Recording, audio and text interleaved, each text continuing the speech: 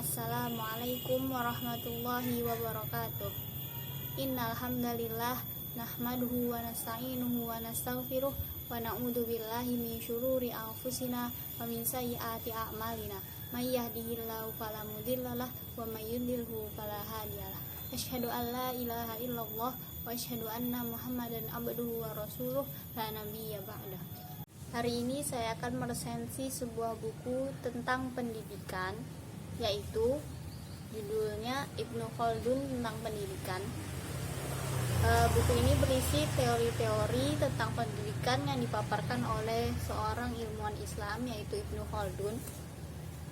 Buku ini dikarang oleh Dr. Fathia Hasan Sulaiman dan diterjemahkan oleh Azroi Zakaria yang diterbitkan di Minaret, Jakarta pada tahun 1991 dan berjumlah 112 halaman.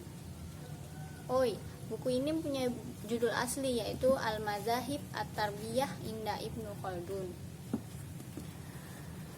Tentang penulis, Dr. Fathia Hasan Sulaiman itu setiap harinya bergerak dalam dunia pendidikan, yang dalam jabatannya sebagai guru besar dan peneliti di Universitas Ain Syam, Kairo.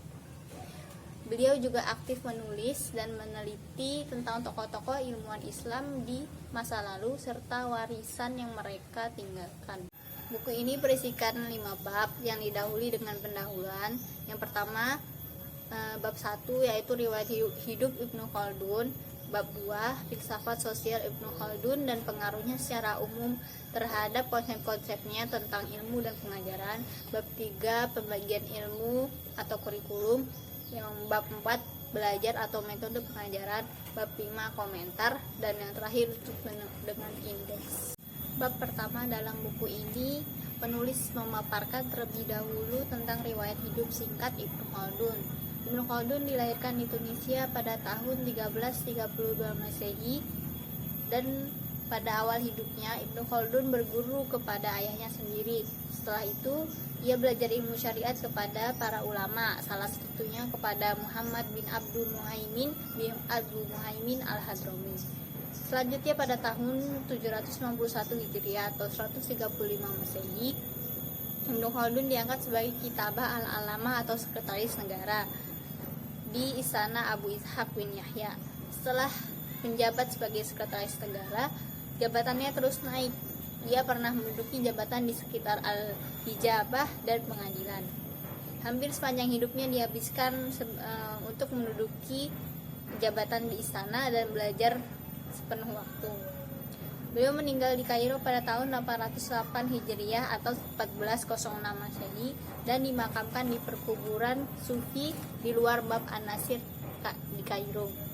Bab 2 yaitu filsafat sosial Ibnu Khaldun dan pengaruhnya secara umum terhadap konsep-konsepnya tentang ilmu dan pengajaran.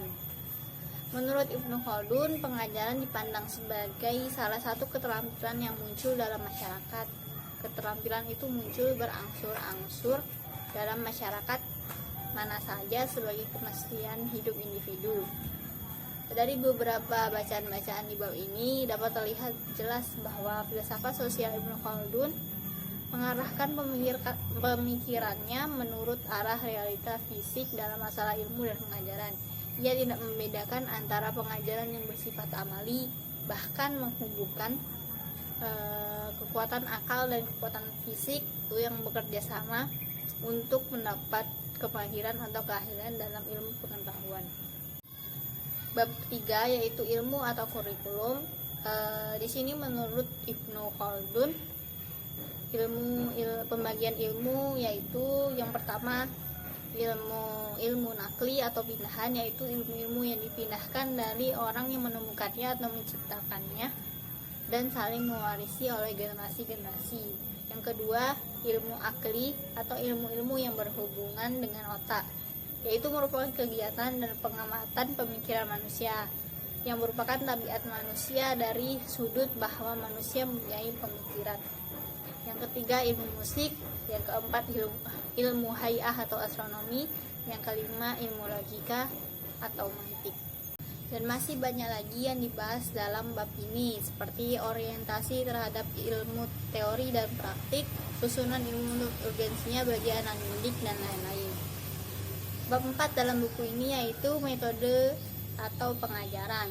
Menurut Ibnu Khaldun terdapat 3 langkah atau metode yang dituliskan dalam buku ini, yang menurut Ibnu Khaldun metode tersebut benar karena sesuai dengan sistem belajar bertahap. Dalam bab 5 di sini berisi komentar yang dalamnya berisi tentang ringkasan atau kesimpulan dari bab 1 hingga bab 4. Jadi dalam buku ini kesimpulan diletakkan di bab 5, yaitu di bagian komentar.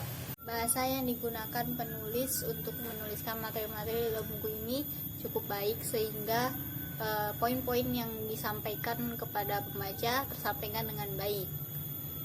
Ditambah lagi buku ini dikemas dalam ukuran yang kecil sehingga dapat dibaca dimanapun dan kapanpun. Walaupun tadi bahasa yang digunakan baik sehingga isinya tersampaikan, tapi terdapat pula bahasa yang menimbulkan perspektif lain di mata pembaca.